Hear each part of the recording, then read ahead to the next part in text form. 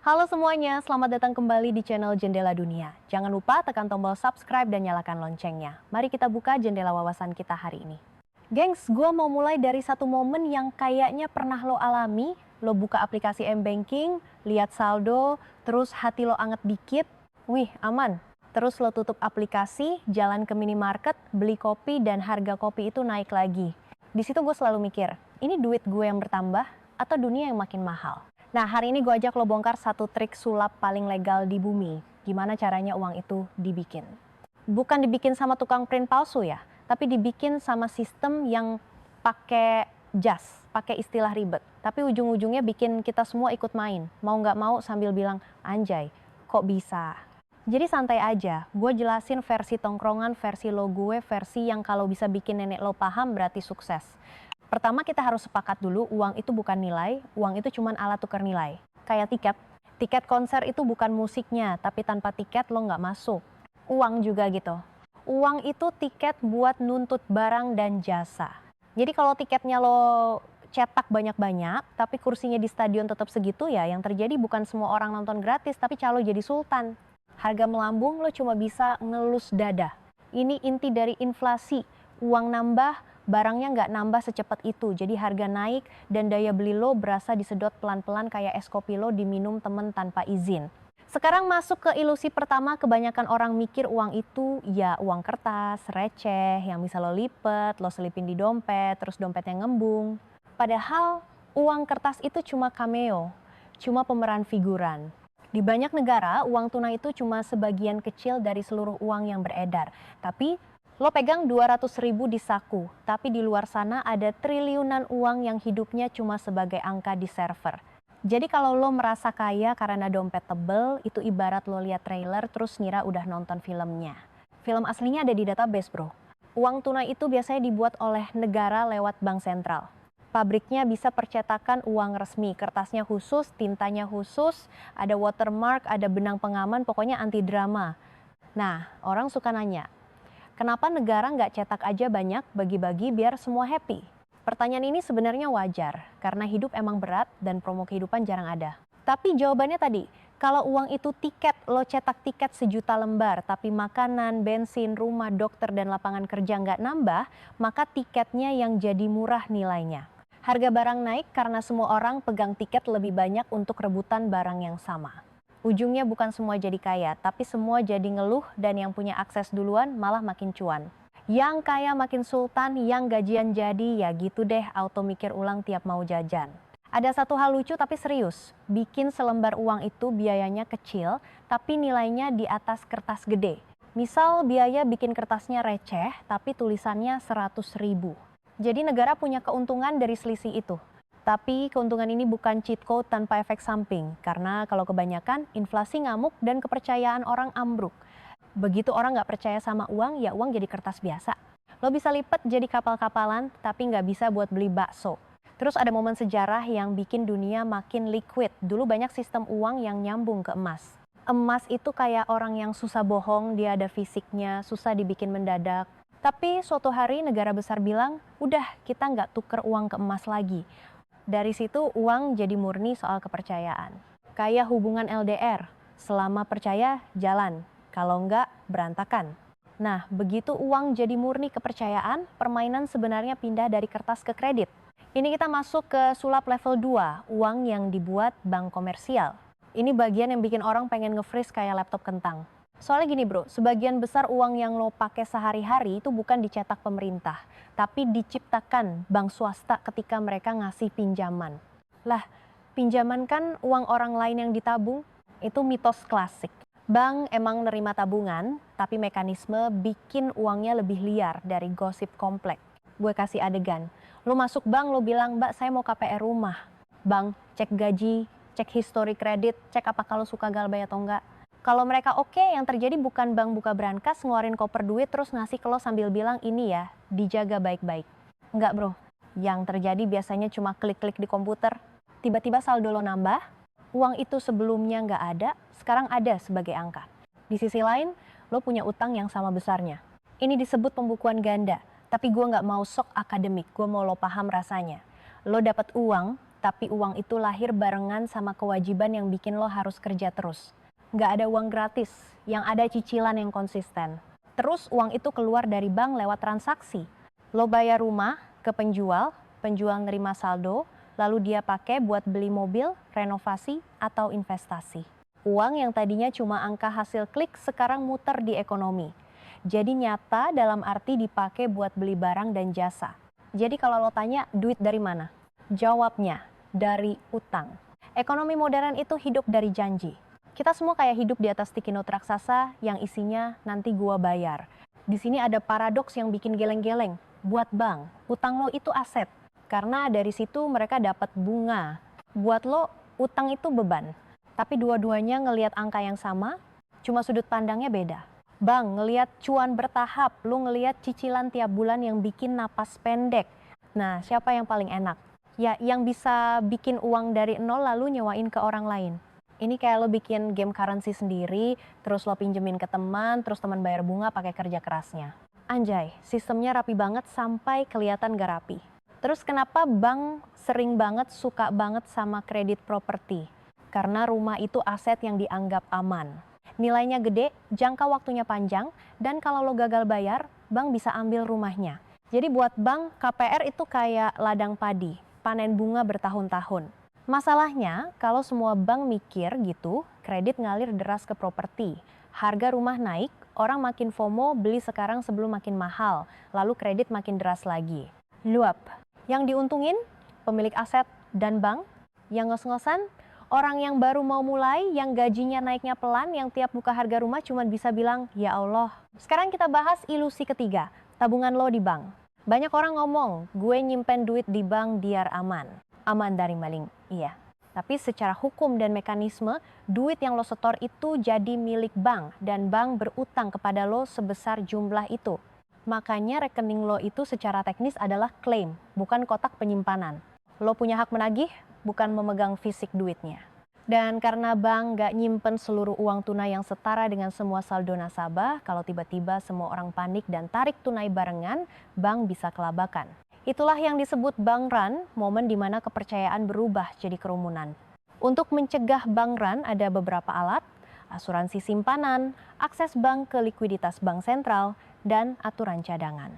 Nah, aturan cadangan ini sering dijelasin pakai cerita 10%. Dari uang yang lo store, bank wajib simpen sebagian sebagai cadangan, sisanya bisa dipinjemin. Dari situ muncul konsep fractional reserve, uang awal bisa berlipat karena dipinjemin, lalu disetor lagi, dipinjemin lagi, dan seterusnya. Jadi 100 bisa menjadi 1000 dalam arti total saldo di sistem nambah, tapi perlu lo ingat, ini bukan mesin uang tanpa risiko. Risiko muncul kalau utang macet, atau kalau orang kehilangan kepercayaan. Di beberapa tempat, aturan cadangan bisa berubah sesuai kebijakan. Ada momen di mana persentase cadangan wajib turun drastis, bahkan jadi 0 untuk jenis simpanan tertentu. Buat orang awam kedengarannya kayak, lah berarti bank bisa bikin uang tanpa batas dong? Realitanya lebih rumit karena bank masih dibatasin oleh modal, regulasi, manajemen risiko, dan permintaan kredit. Tapi sentimen yang muncul benar, sistem makin bergantung pada kepercayaan. Kepercayaan itu bahan bakar. Kalau kepercayaan drop, semua mesin yang kelihatan canggih itu bisa batuk. Nah, kalau uang mayoritas tercipta dari utang, berarti ekonomi butuh utang untuk tumbuh. Saat orang optimis, mereka berani ngutang buat rumah, mobil, bisnis, bahkan liburan yang captionnya healing dulu. Bank seneng ngasih kredit karena risiko terlihat rendah. Ekonomi melaju, harga aset naik, orang makin pede. Tapi utang itu ada limitnya. Ada titik di mana orang udah nggak sanggup nambah cicilan atau bank mulai takut karena tanda-tanda gagal bayar muncul. Begitu kredit melambat, uang baru yang biasanya lahir dari kredit juga melambat. Ekonomi bisa melesu. Ini kayak pesta, selama musik kenceng semua joget. Begitu musik pelan, semua cari kursi. Terus kenapa krisis 2008 jadi legenda buruk? Karena banyak kredit perumahan dikemas jadi produk keuangan yang kelihatan aman, dijual kemana-mana, ditumpuk dengan derivatif, dan dipakai leverage. Derivatif itu kalau diterjemahin ke bahasa tongkrongan ya semacam taruhan bertingkat. Lo bukan cuma beli rumah, lo bertaruh atas pembayaran cicilan rumah orang lain. Lalu taruhan itu ditaruh lagi di taruhan lain. Jadi kalau dasar piramidanya retak, atasnya ambruk kayak mie instan kena air kebanyakan. Banyak orang yang bahkan nggak tahu mereka kena paparan risiko, tiba-tiba hidupnya hancur karena sistemnya nyambung. Di titik itu, bank sentral masuk sebagai bos besar. Banyak orang kira bank sentral cuma ngatur suku bunga.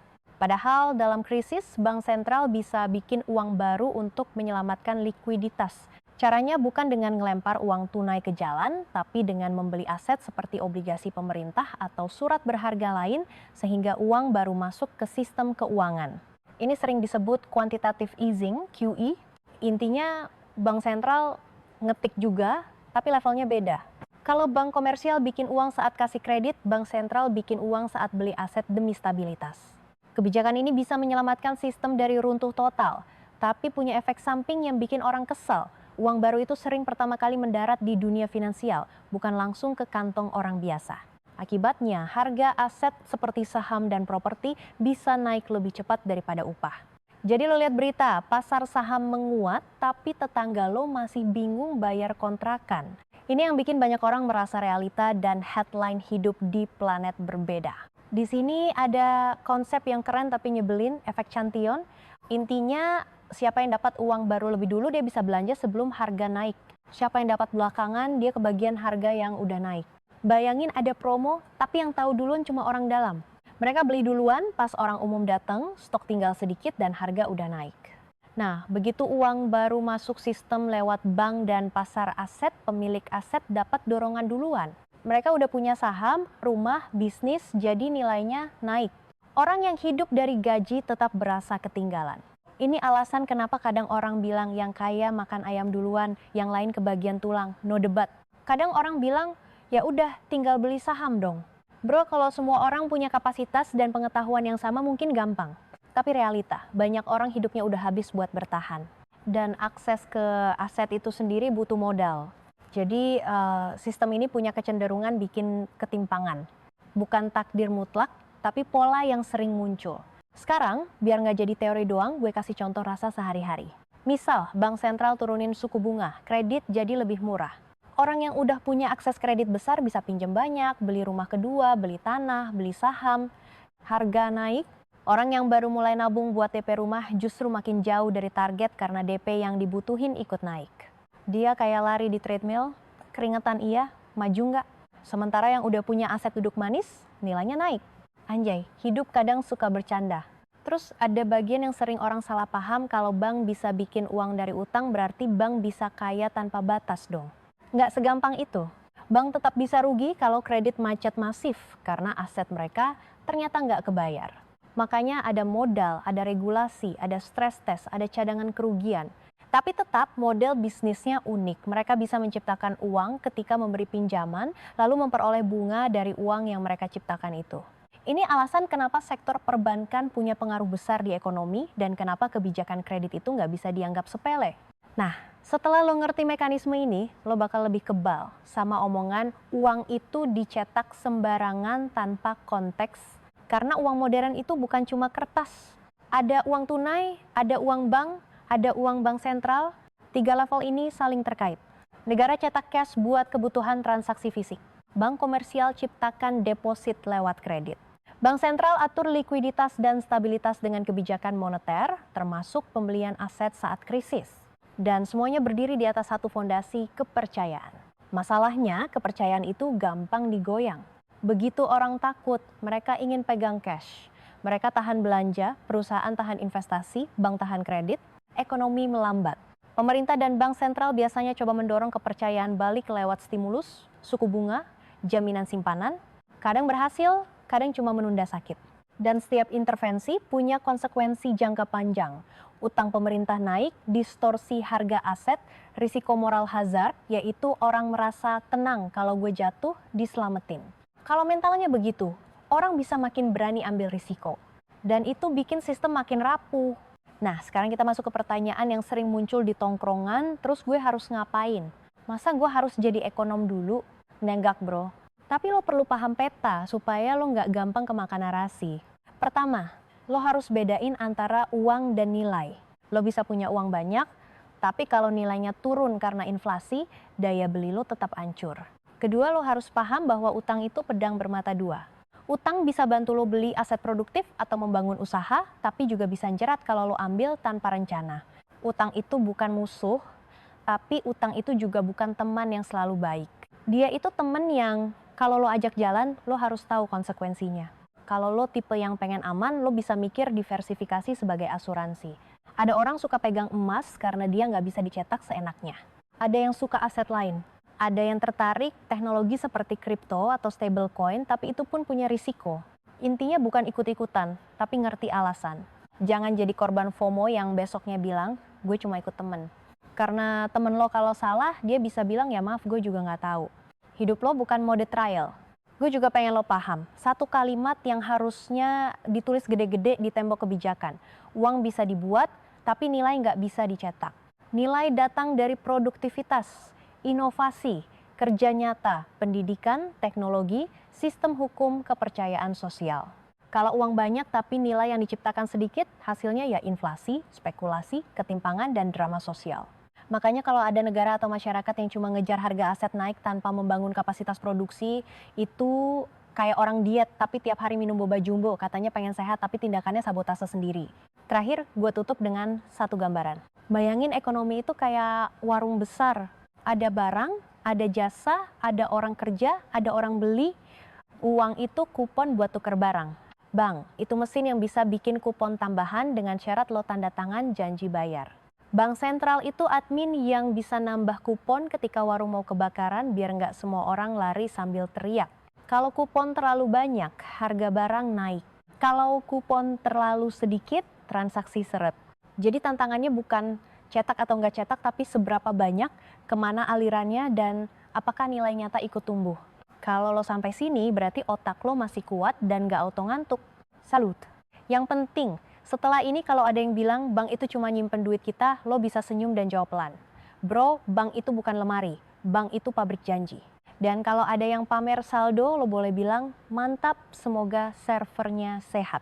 Anjay, tapi gue tahu, ada sebagian dari lo yang masih ngeyel dalam hati, oke, gue paham teori, tapi kok rasanya kayak konspirasi. Masa iya bank bisa bikin uang cuma dari klik? Nah, gue ajak lo lihat dari sisi yang lebih membumi. Coba bayangin satu komplek perumahan baru di pinggir kota. Spanduknya gede, cicilan ringan, bunga promo, DP mulai dari 0 sekian. Orang-orang datang lihat show unit selfie terus bilang, ini dia rumah pertama gue. Yang bikin proyek itu developer. Yang bikin orang bisa beli kredit, dan yang bikin kredit jalan bank. Jadi di balik bata, cat, dan taman kecil yang katanya asri, ada angka-angka di layar yang lahir dari persetujuan kredit. Tanpa kredit, banyak transaksi besar bakal jalan pelan banget, mungkin cuma yang super kaya yang bisa beli cash. Di situ lo mulai ngerti kenapa bank punya peran besar. Mereka bukan cuma penjaga uang, mereka mesin yang mempercepat transaksi dengan cara menciptakan klaim uang. Gue pernah ngobrol sama temen yang kerja marketing bank. Dia bilang targetnya bukan cuma nyari nasabah, tapi nyari nasabah yang layak jadi mesin cicilan. Kedengeran kejam? Tapi di sisi bank, itu manajemen risiko. Mereka harus yakin lo bisa bayar. Jadi ketika bank menciptakan deposit lewat pinjaman, mereka nggak asal cipta. Mereka pilih-pilih siapa yang boleh jadi pintu lahirnya uang baru. Disinilah mulai kelihatan kenapa akses itu penting. Orang yang punya gaji stabil, aset, hubungan kerja formal, biasanya lebih gampang dapat kredit. Orang yang penghasilannya nggak pasti, kerja informal walau rajin sering dianggap lebih beresiko. Jadi uang baru cenderung lahir lewat orang-orang yang udah relatif mapan. Dari situ ketimpangan bisa menguat pelan-pelan. Bukan karena orang miskin malas, tapi karena sistem kredit memilih yang aman buat bank. Sekarang kita ngomongin efek psikologis. Begitu kredit gampang, orang merasa kaya. Lo bisa beli motor baru dengan DP kecil, bayar per bulan. Lo bisa beli HP baru, pay later, cicil. Secara kas, lo nggak punya banyak. Tapi secara gaya hidup, lo naik kelas. Ini bukan salah orangnya, karena sistem memang mendorong konsumsi berbasis utang. Masalahnya muncul kalau ekonomi melambat, penghasilan turun, cicilan tetap jalan. Cicilan itu kayak jam alarm, dia nggak peduli lo lagi capek atau sedih, dia bunyi terus. Dan ketika banyak orang kena hal yang sama, gelombangnya jadi makro. Konsumsi turun, kredit macet, bank ketat, ekonomi makin turun. Itu spiral yang bikin orang bilang, kok tiba-tiba semua seret? Ya, karena seretnya nyambung. Nah, terus lo mungkin nanya, kalau uang bisa hilang? Bisa bro, ini bagian yang jarang orang sadari. Uang yang lahir dari pinjaman itu bisa mati ketika pinjamannya lunas. Bayangin lo pinjem 100 juta. Uang itu masuk ke rekening lo belanjain, muter di ekonomi. Ketika lo bayar, pokoknya balik ke bank, secara akuntansi, deposit yang diciptakan itu ditutup. Jadi uangnya menyusut. Yang tersisa buat bank adalah bunganya sebagai pendapatan. Makanya dalam sistem berbasis kredit, untuk menjaga jumlah uang tetap tumbuh, sering dibutuhkan kredit baru yang terus mengalir. Kedengarannya kayak treadmill lagi? Iya, karena memang ada ritme. Kalau kredit berhenti total, jumlah uang bisa menyusut, ekonomi bisa deflasi, orang makin nahan belanja, dan itu juga nggak enak. Jadi sistem itu nyari keseimbangan yang susah. Cukup kredit untuk aktivitas, tapi tidak berlebihan sampai gelembung. Gue tahu kedengarannya absurd, kok uang bisa mati? Tapi ya begitulah. Uang modern itu hidupnya di pembukuan. Dia lahir ketika buku dibuka, mati ketika buku ditutup.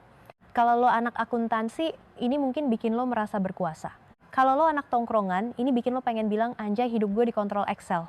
Sekarang gue geser dikit ke cerita bank sentral. Lo pasti sering dengar kata suku bunga, BI rate, Fed, inflasi target. Buat orang biasa, itu kadang terdengar kayak mantra dukun ekonomi. Padahal logikanya sederhana. Bank sentral itu kayak pengatur tempo. Kalau ekonomi terlalu panas, harga naik cepat, orang terlalu gampang utang. Bank sentral naikin suku bunga biar pinjem mahal. Orang mikir 2 kali, kredit melambat, inflasi mereda. Kalau ekonomi terlalu dingin, orang malas belanja, pengangguran naik, bank sentral turunin bunga biar pinjem murah, bisnis berani investasi, orang berani belanja, ekonomi hidup lagi. Jadi suku bunga itu kayak knob volume, cuma kadang tombolnya agak delay, lo puter sekarang efeknya baru kerasa beberapa bulan. Disinilah muncul fenomena yang bikin kepala cenat-cenut. Kadang inflasi naik bukan karena orang kebanyakan belanja, tapi karena biaya produksi naik, misalnya harga minyak naik, ongkos logistik naik, pangan terganggu. Bank sentral naikin bunga untuk nurunin permintaan, tapi kalau masalahnya di pasokan, orang tetap ngerasa mahal. Ini yang bikin orang ngomel, gua udah hemat kok tetap mahal. Ya karena ada faktor yang bukan cuma soal lo belanja apa enggak. Dan ketika kondisi ini terjadi bersamaan dengan ekonomi yang lemah, muncul istilah yang suka bikin orang merinding.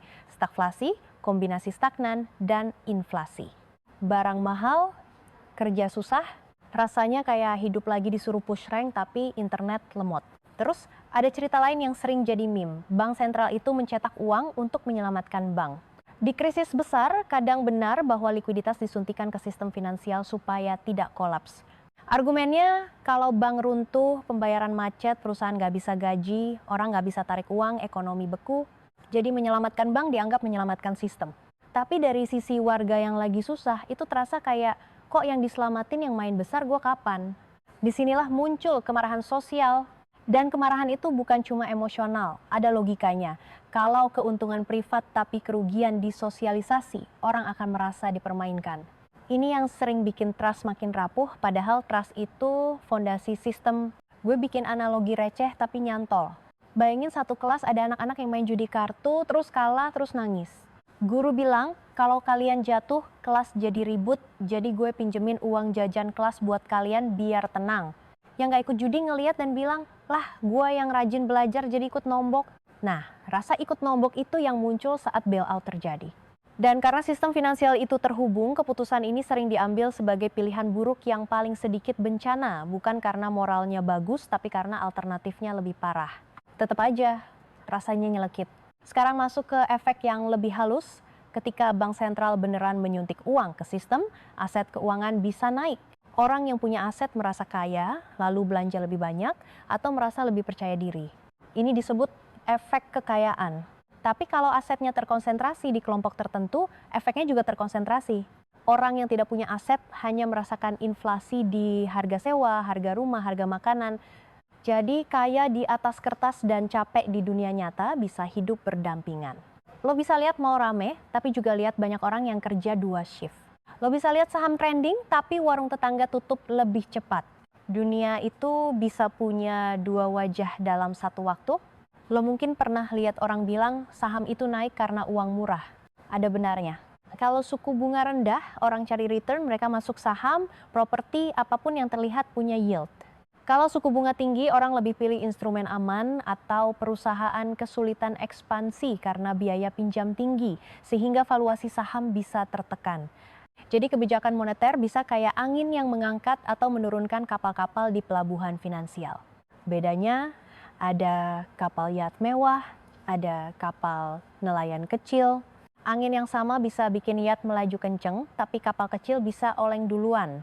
Ngomongin uang dunia, ada topik yang suka muncul, dolar. Banyak orang nanya kenapa ketika krisis global orang lari ke dolar. Karena dolar dianggap aset aman dan dipakai luas dalam perdagangan dan utang internasional. Ada teori yang suka dibahas dengan nama yang terdengar lucu, milkshake. Intinya likuiditas global seperti susu di gelas-gelas kecil dan dolar menyedotnya ketika kondisi ketat. Karena semua butuh dolar untuk bayar utang atau transaksi. Kalau lo perusahaan di negara berkembang punya utang dalam dolar dan dolar menguat, cicilan lo dalam mata uang lokal jadi lebih berat. Ini contoh bagaimana uang dan kredit lintas negara bisa bikin tekanan yang gak kelihatan tapi terasa di harga dan pekerjaan. Lalu orang sering ngomong kalau begitu pemerintah bisa aja cetak uang untuk bayar semua utang. Di titik ini muncul Modern Monetary Theory (MMT) yang sering disalahpahami jadi cetak aja santai. Padahal versi seriusnya bilang, negara yang punya mata uang sendiri dan utang dalam mata uang sendiri punya ruang kebijakan lebih luas, tapi batasnya tetap inflasi dan kapasitas produksi. Kalau lo cetak uang dan ekonomi lo punya kapasitas produksi besar yang menganggur, mungkin bisa mendorong aktivitas tanpa bikin harga meledak. Tapi kalau kapasitas produksi udah mentok dan lo tambah uang, ya harga yang naik. Jadi tetap balik lagi, uang itu tiket, kapasitas produksi itu kursi stadion. Tiket banyak tanpa kursi tambahan, calo ketawa. Sekarang gue pengen ngomong soal derivatif lagi tapi dengan cara yang gak bikin lo kabur. Bayangin lo punya warung ayam geprek, lo takut harga ayam naik bulan depan, lo bikin kesepakatan dengan supplier, harga ayam bulan depan dikunci dari sekarang. Itu bentuk sederhana dari kontrak derivatif, lindung nilai, tujuannya bagus biar bisnis stabil. Tapi di dunia finansial, kontrak-kontrak ini bisa diperdagangkan, ditumpuk, dipaketkan, dan dipakai spekulasi. Orang yang nggak punya warung pun bisa ikut bermain naik turun harga ayam lewat kontrak. Di situ fungsi perlindungan berubah jadi arena taruhan. Taruhan bertingkat, leverage, dan kalau salah hitung, boom. Ini kenapa kadang angka total paparan derivatif terdengar gila, karena satu aset bisa jadi dasar banyak kontrak. Gue juga mau sentil bagian yang sering bikin orang salah fokus. Bank itu jahat. Gue nggak pengen lo pulang dengan kesimpulan simplistik. Bank itu institusi yang punya fungsi, memindahkan dana, memfasilitasi pembayaran, menyalurkan kredit. Tanpa bank, ekonomi modern bakal jauh lebih ribet. Tapi bank juga punya insentif untuk cari untung dan insentif itu bisa bikin perilaku tertentu. Misalnya preferensi ke kredit yang aman dan menguntungkan, seperti properti. Jadi yang perlu lo pahami bukan baik versus jahat, tapi insentif dan aturan main. Kalau aturannya bikin uang gampang ngalir ke spekulasi, ya spekulasi yang menang. Kalau aturannya bikin uang lebih banyak ngalir ke produktivitas, ya produktivitas yang naik. Misalnya, kalau kredit lebih banyak masuk ke pabrik, teknologi, pendidikan, inovasi, mungkin pertumbuhan produktivitas naik, upah naik, dan inflasi lebih terkontrol karena barang dan jasa bertambah. Tapi sektor-sektor ini lebih berisiko dan butuh waktu. Sedangkan properti itu kelihatan aman dan cepat. Jadi masyarakat sering terjebak di jalan pintas. Ini bukan cuma salah bank, tapi juga preferensi politik, regulasi, dan budaya investasi. Banyak orang lebih percaya tanah daripada ide, karena tanah bisa dipagang, ide bisa gagal. Padahal negara yang maju biasanya menang karena idenya jalan, bukan cuma karena tanahnya mahal. Sekarang gue tarik balik ke kehidupan lo. Lo kerja, lo nabung, lo mikir masa depan. Dalam sistem uang modern ada dua musuh yang sering gak kelihatan, inflasi dan kesempatan yang lewat. Inflasi itu kayak bocor halus di ban motor, lo mungkin gak sadar hari ini, tapi besok ban kempes dan lo telat kerja. Makanya orang bilang nabung doang gak cukup, tapi kalimat itu sering jadi alat sales yang menakut-nakuti. Yang bener, nabung penting buat buffer, tapi untuk jangka panjang lo butuh strategi agar uang lo gak kalah sama inflasi. Strategi itu beda-beda tergantung risiko, tujuan, dan kondisi lo. Jangan dipaksa satu resep untuk semua, karena hidup orang beda. Ada yang bisa investasi, ada yang lagi fokus bayar utang, ada yang lagi bangun skill. Semua valid. Gue tahu, di Indonesia ada juga realita. Banyak orang hidup dari penghasilan harian. Buat mereka, pembahasan uang dan kebijakan moneter terasa jauh. Tapi efeknya tetap nyampe, harga beras, minyak goreng, sewa, ongkos sekolah, semuanya dipengaruhi oleh banyak faktor, termasuk nilai tukar dan inflasi. Jadi walaupun lo nggak pernah baca berita ekonomi, ekonomi tetap baca hidup lo. Anjay, kayak mantan yang masih kepo. Makanya gue suka bilang literasi finansial itu bukan soal lo jadi trader atau crypto bro yang tiap hari teriak to the moon. Literasi itu soal lo ngerti peta, biar lo nggak nyasar. Lo ngerti bahwa uang di rekening adalah klaim, bukan lemari. Lo ngerti bahwa kredit bisa menciptakan uang baru, jadi ketika kredit meledak, harga aset bisa naik. Lo ngerti bahwa bank sentral bisa mempengaruhi suku bunga, sehingga cicilan lo bisa berubah. Lo ngerti bahwa krisis sering berkaitan dengan utang dan kepercayaan. Dan yang paling penting, lo ngerti bahwa dunia ini nggak selalu adil, tapi lo bisa lebih siap kalau lo paham mekanismenya. Ini bukan biar lo jadi sinis, tapi biar lo jadi waras. Ada satu pertanyaan terakhir yang sering muncul kalau semuanya bergantung pada utang, apa sistem ini pasti bakal runtuh? Jawabannya tidak otomatis, tapi rapuh kalau disalah kelola. Sistem bisa stabil jika utang tumbuh sejalan dengan kapasitas produksi, jika regulasi menjaga risiko, jika distribusi manfaat tidak terlalu timpang sehingga masyarakat tetap percaya. Tapi kalau utang tumbuh jauh lebih cepat daripada ekonomi nyata, kalau aset naik jauh lebih cepat daripada upah, kalau orang merasa permainan cuma untuk segelintir, maka kepercayaan bisa retak. Dan begitu retak, semua mekanisme canggih tadi bisa berubah jadi panik massal. Kepercayaan itu bukan angka, tapi efeknya bisa menghancurkan angka. Gue pengen lo ingat satu kalimat yang simpel. Uang itu janji. Janji bank, janji pemerintah, janji masyarakat untuk menerima simbol itu sebagai alat tukar. Janji itu kuat kalau ada institusi yang dipercaya, hukum yang jalan, dan kapasitas produksi yang nyata. Kalau janji itu dipelintir, simbolnya kehilangan makna. Jadi ketika lo denger uang diciptakan, jangan kebayang printer berdengung. Bayangin lembar janji yang disepakati ramai-ramai. Dan karena janji bisa dibuat cepat, tapi kepercayaan dibangun lama, kita harus hati-hati. Satu kebijakan bisa bikin orang percaya, satu skandal bisa bikin orang trauma. Dan trauma sosial itu kadang lebih kuat daripada angka inflasi. Oke, sebelum gue kelar, gue mau kasih lo satu latihan mental kecil.